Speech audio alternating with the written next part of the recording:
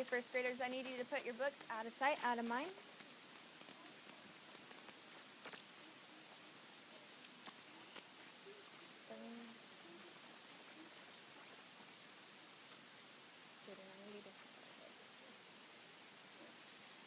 First graders, I have a secret.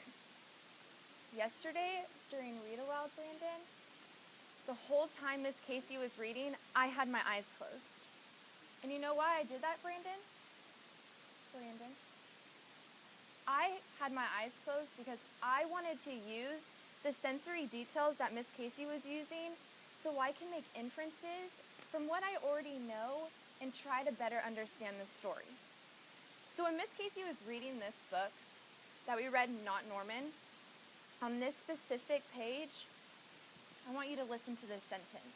It says, "A soft, furry pet to sleep on my bed at night." So I had my eyes closed when Miss Casey was reading that, and I could just really imagine that soft, furry pet. And I thought it could be a cat, it could be a dog, and that really helped me understand more, Samiel, about what the author was talking about. And on the next page,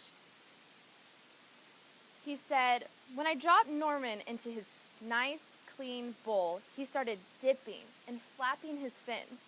He looked so goofy, I had to laugh."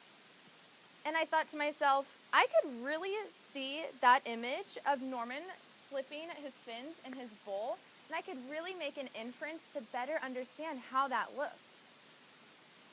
So today, as you're reading, I want you to be paying attention to those sensory details to help you make inferences to better understand your story.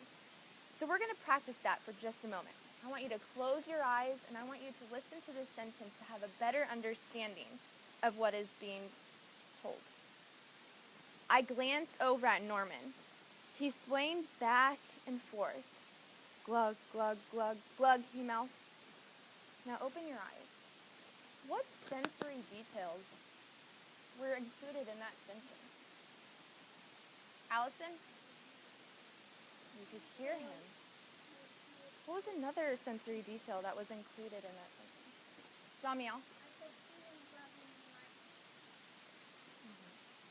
So those sensory details help you better understand what is being read.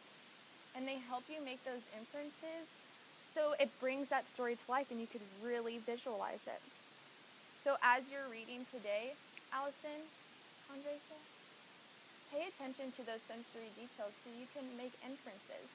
And while you're reading, I want you to take a sticky note and I want you to put it on a page where there are sensory details so we can talk about it when we come back to the rug.